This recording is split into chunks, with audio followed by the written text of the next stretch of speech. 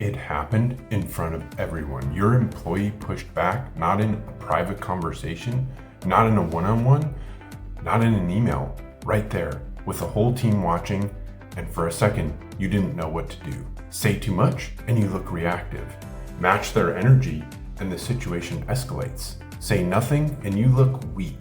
Every eye in the room is on you, and whatever you do in the next 10 seconds is going to define how that entire team sees you for the next 6 months. I've actually been in that moment more than once, and I've seen both versions.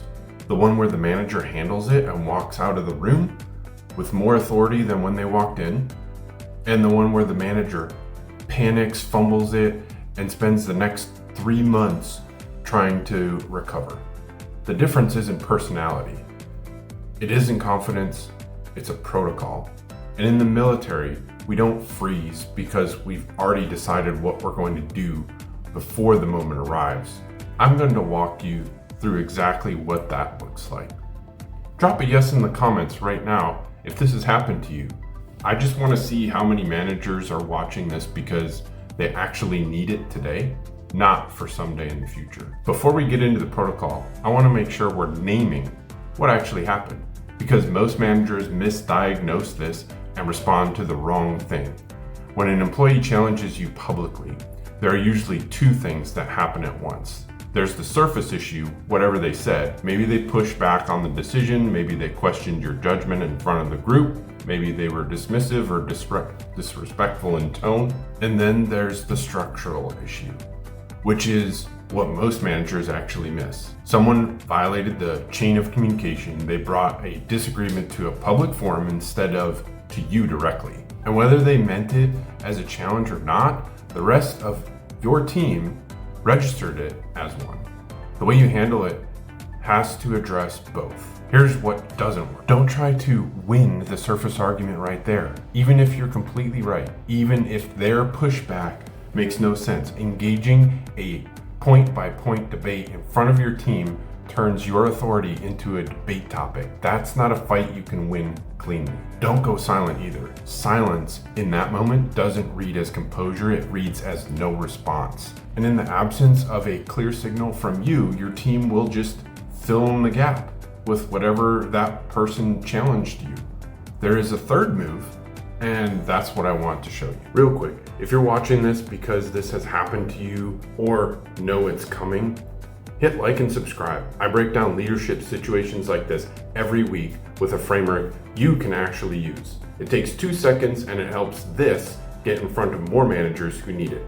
Okay, here's the protocol. In the military, every NCO learns a version of this early. You do not manage the emotion, you manage the moment. Public challenges will happen in combat, in the field, in training. There are moments when someone under your command pushes back, questions a call, or says something they shouldn't in front of others. You don't have time to process it emotionally.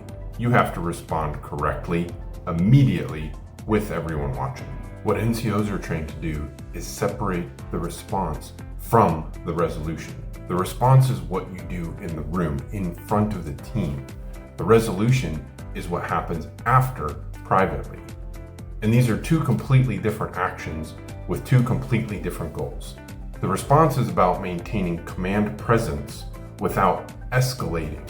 The resolution is about addressing the actual behavior and resetting the expectation. If you miss either one and the situation stays unresolved, here's the 4-step protocol. Let me walk you through it. And before I do, if you want the full Frontline Command field guide with every framework I use in this channel, the link will be in the description. Step 1, don't react, respond. This is the difference, and it's the most important distinction in this entire video. Reacting is emotional and immediate. It means your response is shaped by how you feel in that second. Responding is intentional. It means you've already made a decision about what you're going to do before that moment arrives. When the challenge happens, your instinct will pull you one of two directions. You'll either want to match their energy, get louder, get firmer, put them in their right place, or you'll want to minimize it, laugh it off, move on, pretend it didn't register. Both of those are reactions, and both of them signal the same thing to your team, that the employee got to you. The NCO principle here is regulation before response. Before you say a single word, you take a breath, you lower your voice, and you slow down. Not because you're backing down, because control is the message. Calmness in the face of a challenge is not weakness. It is the clearest possible signal that you are not threatened. Your team is going to read your physiological state before they process what you say. If your voice goes up, if your posture tightens, if you stumble, they'll feel that destabilization. If you stay level, measured, and calm, unhurried, they'll register that as authority, not bluster, presence. So step one is internal. Take a breath, lower your voice, slow down to respond. Step two, acknowledge the employee without agreeing with them.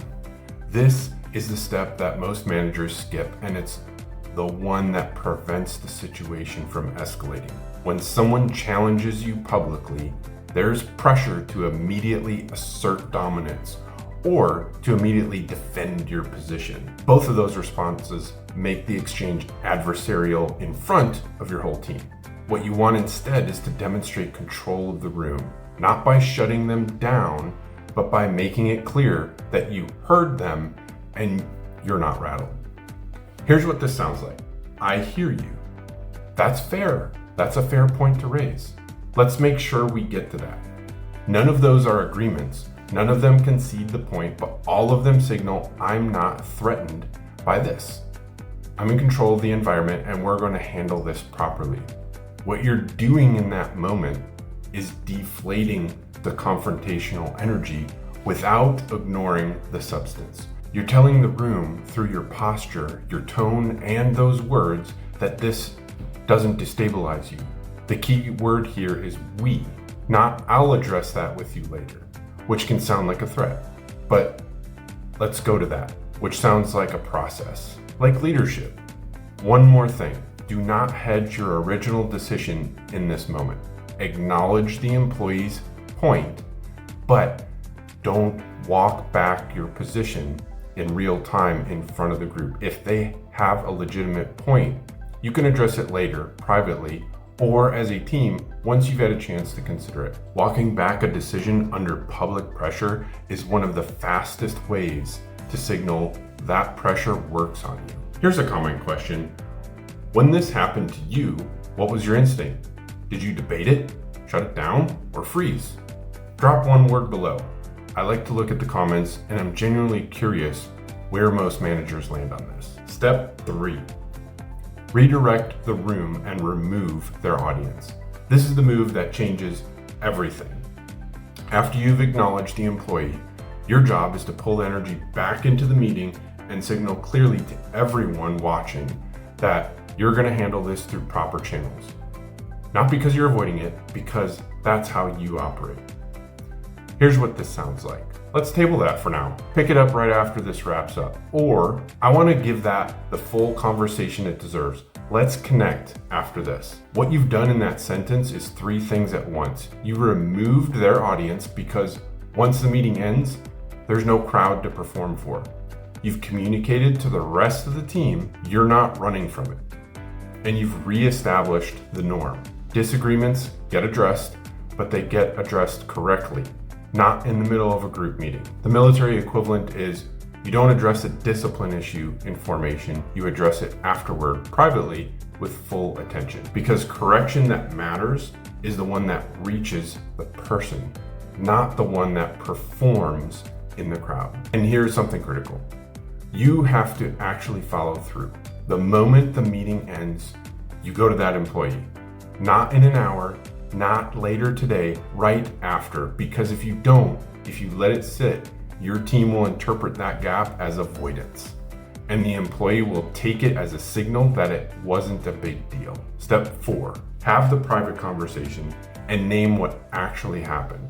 This is the resolution, and most managers get it wrong in one of 2 directions. They either come in too hot, making it punitive and creating a defensive reaction, or they come in too soft, treating it like a routine check-in, and missing the structural issue entirely. Here's what the conversation needs to do. First, name the specific behavior, not their personality, not their attitude in general, the specific thing they did. In the meeting earlier, you pushed back on the direction in front of the whole team. Second, address the structural issue, not just the surface content. My expectation is that disagreements come to me directly before they go public.